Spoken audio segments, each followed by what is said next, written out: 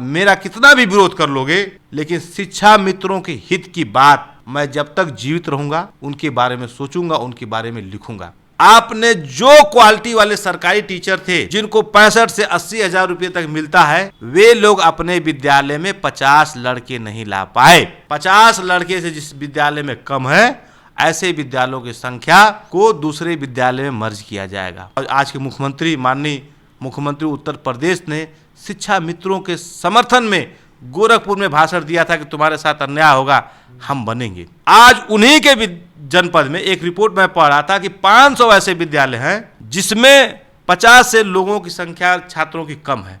मैं प्रश्न करता हूं केंद्र सरकार और राज्य सरकार से, आपने मैग्ना कार्टा के आधार पर देश में ये सर्व शिक्षा अभियान का मुहिम चलाया था, लेकिन वहां पे लड़के क्यों कम हुए? आप सरकार की भाषा को मत बोलिए। नहीं, हम तो जो जेनवन सवाल है, देखिए देश के गृह मंत्री के सरकार के शब्दों को मत बोलिए मुझे। आप पत्रकार हैं और पत्रकार से जो उसका मूल काम है प्रश्न पूछने वाला, उससे दूर कर दिया है तो आप कैसे पत्रकार बने, मुझे ये बता दीजिए। आप शिक्षक है, उसको शिक्षा देने के अलावा अन्य प्राथमिक वाले काम है। आपको सुबह सुबह प्रधानाचार्य जाना है तो मिड डे बनना है, उनको लौकी, कोहड़ा, तोरई, मौसमी आम, संतरा, मौसमी, सब्जी, दाल, तेल, मिर्च, आपको किताब नहीं छूना है सुबह सुबह। देश के गृह मंत्री जब कहें कि हम देश में ऐसा माहौल बना देंगे कि इंग्लिश बोलने वाले शर्मिंदा होंगे, तो इसका मतलब समझना होगा। जी हाँ, खबरें आ रही हैं उत्तर प्रदेश से, जहाँ पर 5000 से ज़्यादा स्कूल जो है बंद होने वाले हैं। तो क्या सरकार जो है, जो बहुजन हैं, उनको शिक्षा से वंचित रखना चाहती है?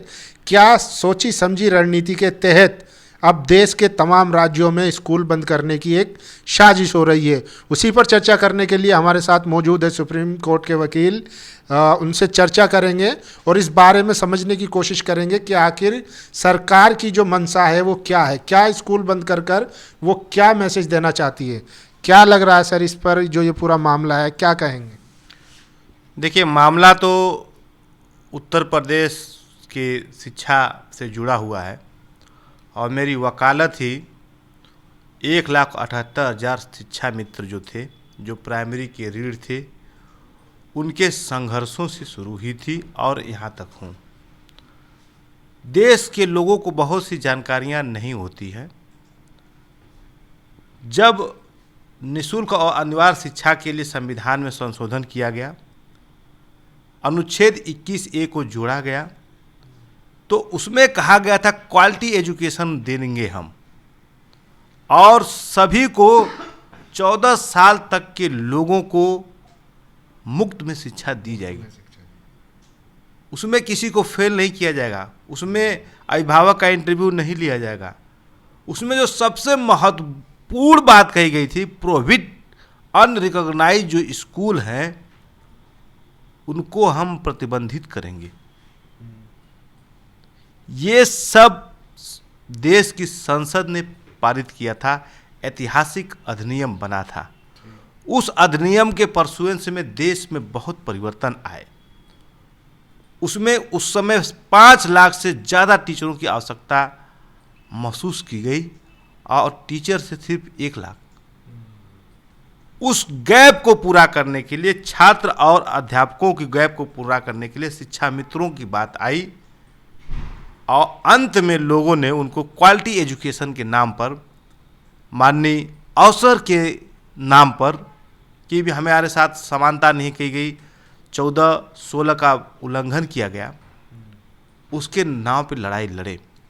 आप बहुत विद्वान पत्रकार महोदय हैं, आप जमीन से जुड़े हुए मुद्दों से मुझे पूछे हैं, लेकिन उसका फैक्चुअल बैकग्राउंड आपको पता होना चाहिए, आपके श्रोताओं को पता होना चाहिए। मैंने बताया कि मैं उत्तर प्रदेश प्राथमिक शिक्षा मित्र संघ जो है उसका विधिक सलाहकार हूँ। अब मुझको उस समय के तत्कालीन माननीय गाजी इमाम आला ने मुझको बनाया था विधिक सलाहकार। वो पूरे संगठन की सहमति थी। आज हमारे बीच में स्वर्गीय रमेश मिश्रा नहीं है। कल मैंने एक अपना लेख 19 जून को सिर्फ पीडीएफ पे लिख दिया था, एक बौद्धिक लेख लिखा था, और उसके अपने उत्तर प्रदेश प्राथमिक शिक्षा मित्र संघ के ऑफिशियल जो ग्रुप है उसमें मैंने शेयर कर दिया था। तो मेरे ही शिक्षा मित्र जो विचारधाराओं से, पेशे से सबसे मुझसे जुड़े हुए हैं, लेकिन उन लोगों ने कहा कि इस समय वो समय नहीं है कि आप सरकार की मुखालफत करें, इस लेख को आप डिलीट कीजिए। लेकिन उसमें भी बहुत से समर्थक हमारे लोग आ गए, समर्थक क्या कि उसको मानने वाले हैं कि नहीं, जो वकील साहब लिखा है उन्होंने, जो फैक्ट है, बौद्धिक लेख है, लेख को नहीं करेंगे। मैं कहना चाहता हूं कि आदरणीय शिव कुमार शुक्ला साहब जो है इस समय वर्तमान में अध्यक्ष हैं, और रमेश मिश्रा जी मुझको ये दिया, तो मैं इस पर अध्ययन करके, शोध करके, इसी पे मैं काम करता रहता हूं। और आपके प्रश्न का जवाब यह है कि जिस क्वालिटी एजुकेशन के लिए माननीय सर्वोच्च न्यायालय के समझ जो प्रश्न था, मैं वो आपको पढ़ के सुना देता हूं और देश दुनिया के लोगों को सुना देता हूं। 66 पन्ने के पैरा में जिस समय 1,72,000 अध्यापकों को देश दुनिया में बौद्धिकता के नाम से जाने जाने वाले भारत के पूर्व मुख्य न्यायमूर्ति माननीय डीवाई चंद्रचूड़ साहब ने अपने कलम से जिनको नौकरी से हटाया था और उसी को अपहेल्ड किया था जस्टिस माननीय आदर्श कुमार गोयल और यूयू ललित की बेंच ने 25 जुलाई 2017 को मान्य। और उस समय उस जजमेंट में देश दुनिया के तमाम दार्शनिकों की बात कही गई थी कि बिना ट्रेंड टीचरों के हम बच्चों को पढ़ने नहीं देंगे, आप लोग अनक्वालिफाइड हो।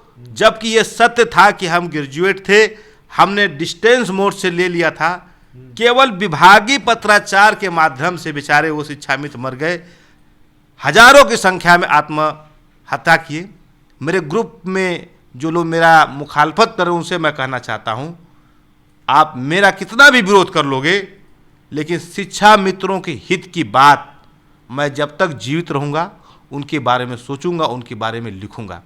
मैं आपसे कहना चाहता हूं, तो शिक्षा मित्रों पे तो सरकार भी काम कर रही है ना सर? आपको मूल बात ही मैं बताना चाहता हूं। प्राइमरी एजुकेशन की जो रीढ़ थे वो शिक्षा मित्र थे, वे उसी गांव के निवासी थे, वे उसी गांव के सबसे मेरिटोरियस कैंडिडेट थे।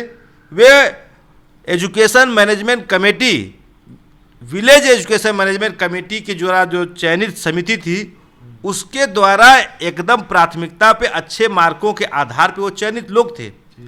शिक्षा दीक्षा बढ़ाए। अब प्रश्न आपके सामने जो मैं बाद में बताना चाहता था, चूंकि आप पत्रकार हैं, तुरंत सोचते हैं कि भाई बना बनाया ज़्यादा भूमिका न बने और तुरंत बता दिया जाए। जो है आज स्थिति आपने कहा कि 5,000 प्राथमिक विद्यालयों को मर्ज करने का, समायोजन करने का, उनको बंद करने का जो काम चल रहा है उसको कैसे देखते हैं? तो जो अब तक मैंने बात बताई उसको मैं ऐसे देखता हूं कि जिस क्वालिटी एजुकेशन के लिए आपने शिक्षा मित्रों को हटाया, आपने जो क्वालिटी वाले सरकारी टीचर थे जिनको 65 से 80 हज़ार रुपये तक मिलता है, वे लोग अपने विद्यालय में 50 लड़के नहीं ला पाए। 50 लड़के से जिस विद्यालय में कम है, ऐसे विद्यालयों की संख्या को दूसरे विद्यालय में मर्ज किया जाएगा। मैं यहीं पे कहना चाहता हूँ, उस समय हमारे महंत योगी आदित्य महाराज और आज के मुख्यमंत्री माननीय मुख्यमंत्री उत्तर प्रदेश ने शिक्षा मित्रों के समर्थन में गोरखपुर में भाषण दिया था कि तुम्हारे साथ अन्याय होगा, हम बनेंगे। आज उन्हीं के जनपद में एक रिपोर्ट मैं पढ़ रहा था कि 500 ऐसे विद्यालय हैं जिसमें 50 से लोगों की संख्या छात्रों की कम है। अब आपके समझ प्रश्न उठता है कि वो जो क्वालिटी वाले टीचर लोग थे, जब हम एपीजे अब्दुल कलाम की भावनाओं को प्रेरित होकर आर्गुमेंट किए थे, उस समय के हमारे वकील वेंकट रमणी साहब जो हमारे वकील थे, लेकिन उस समय के महाधिवक्ता बने बने अजय मिश्रा आज महाधिवक्ता बने हुए हैं, उन्होंने ही बोलने दिया और कहा कि नहीं, हम क्वालिटी एजुकेशन पर समझौता नहीं कर सकते हैं। मैं प्रश्न करता हूं केंद्र सरकार और राज्य सरकार से, आपने मैग्ना कार्टा के आधार पर देश में ये सर्व शिक्षा अभियान का मुहिम चलाया था, लेकिन वहाँ पे लड़के क्यों कम हुए, उसका जो मौलिक कारण मैं बता देना चाहता हूँ। अध्ययन किया हूँ, बहुत से इससे संबंधित लोगों से बात किया हूँ और ये बताया हूँ। मैं वकील हूँ, उदाहरण के रूप में मान लीजिए मुझे चीफ जस्टिस कोर्ट में जाकर आपकी केस की पैरवी करना है, आपने मुझे फाइल दे दिया। नहीं तो अगर सरकार ये तर्क रख रही है कि हम जो है क्वालिटी एजुकेशन देंगे तो उसमें दिक्कत क्या है? अगर उसके लिए कुछ कड़े कदम उठाने भी पड़े, कुछ स्कूलों को मर्ज करना भी पड़े, तो इसमें क्या दिक्कत है? आप सरकार की भाषा को मत बोलिए। नहीं, हम तो जो जेनवन सवाल है, देखिए देश के गृह मंत्री के सरकार के शब्दों को मत बोलिए मुझे।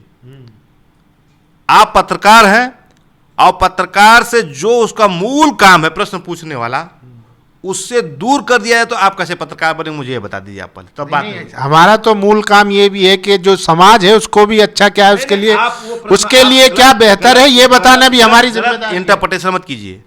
आपका पत्रकार है, आपका मुख्य काम है कि प्रश्न पूछना, सामाजिक मुद्दों पर प्रश्न पूछा जाए। हमारी जिम्मेदारी भी है कि बेहतर समाज के लिए हम क्या कर सकते हैं उसके लिए आप करना है। उसे तो प्रश्न नहीं पूछते हमारी लगा के आप ना, और आपको हम प्रश्न पूछने से रोके तो क्या आप अच्छे पत्रकार बन पाएंगे? मैं कहना चाहता हूं उत्तर प्रदेश में या किसी प्राथमिक विद्यालय में जो अध्यापक है उसको शिक्षण से ज्यादा अन्य काम कराया जाता है।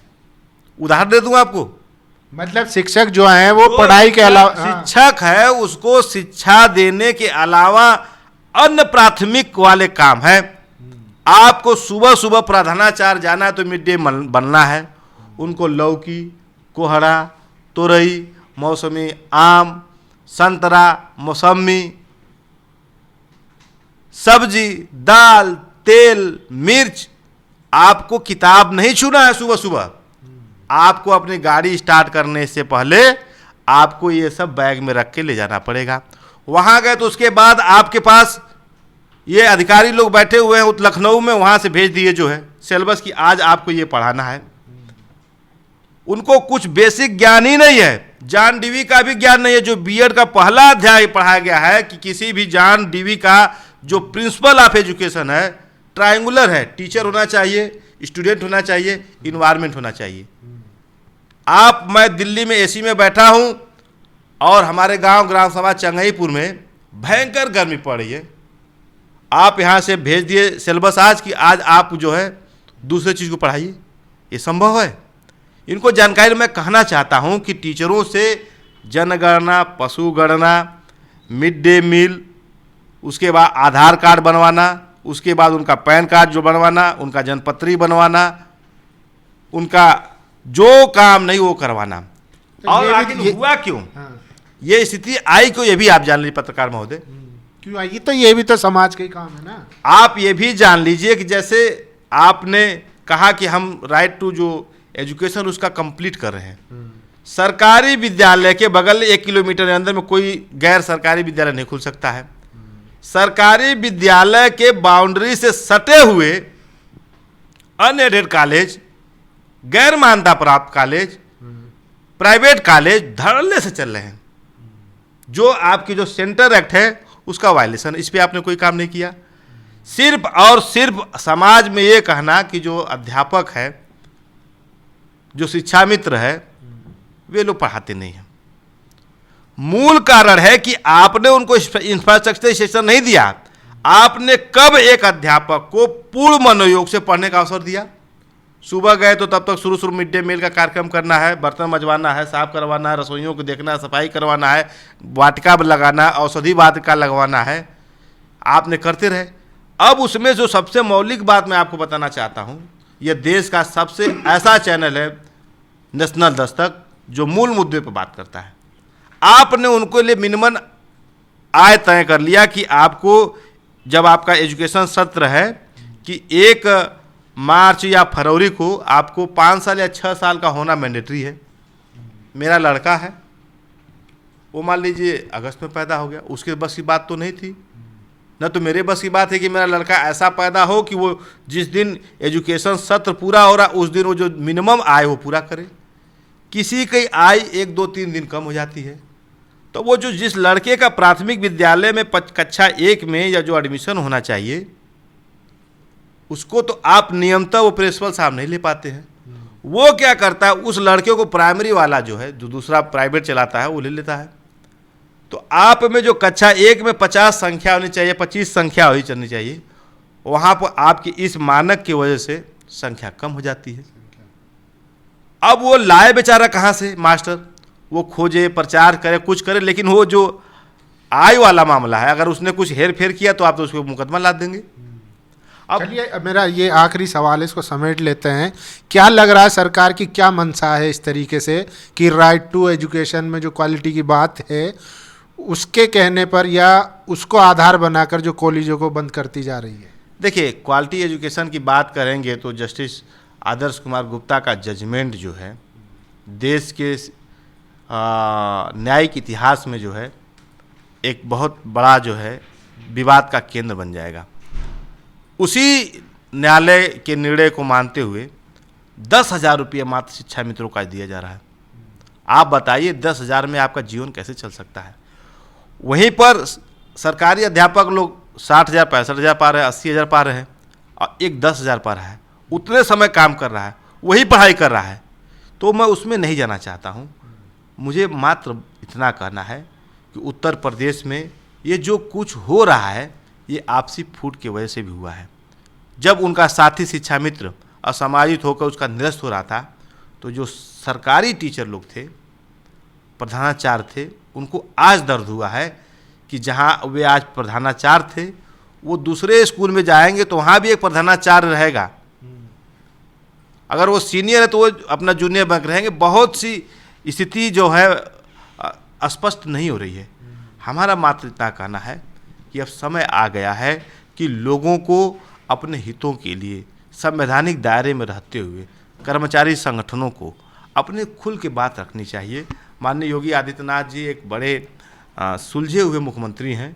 वे लोगों की समस्याओं को सुनेंगे, साथ ही साथ जो मौलिक बातें हैं कि संख्या क्यों कम हो रही है, जन जागृति लाई जा, लोगों को सरकारी विद्यालय में पढ़ने के लिए प्रोत्साहित किया जा, अध्यापकों को केवल और केवल सिर्फ शिक्षा का काम किया जा, अन्य जो काम होते हैं पशु गणना, जल गणना, पेड़ गणना, मिट्टी खोदना, आपदा आ गई, पौधे लगवाना, आधार बनवाना, ई आधार कार्ड बनवाना, जागृति करना, इससे रोकते हुए केवल अगर शिक्षा के काम किया जाएगा तो मैं समझता हूँ कि उत्तर प्रदेश जो यूनाइटेड नेशन का कार्यक्रम था कि लोगों को फ्री एंड कंपलसरी दिया जा, मैग्ना कार्टा का जो एम था उसको पूरा करने में सक्षम है। अब देखिए जो विपक्षी पार्टी के लोग हैं वो सिर्फ प्रेस कॉन्फ्रेंस करते रहे।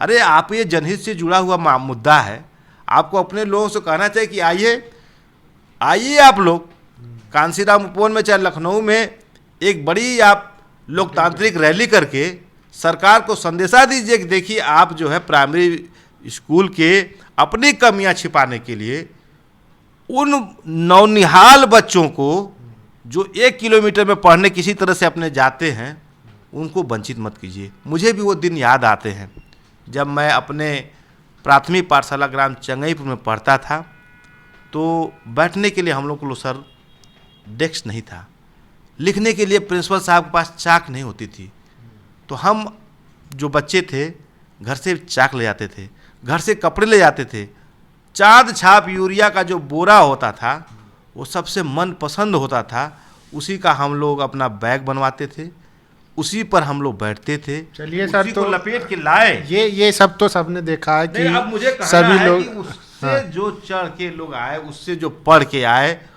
उन लोगों को अगर उस समय के अध्यापकों ने पढ़ाया तो आज का अध्यापक टैब, मोबाइल हर तरह से संपन्न है। उसकी इच्छा शक्ति होगी तो बच्चों को पढ़ाया जाएगा और स्कूल जो है आपका बंद नहीं होगा। मैं ये कहना चाहता हूँ बस। चलिए तो देखिए ये सुप्रीम कोर्ट के वकील, आज दुनिया जो है एआई से जंग लड़ रही है।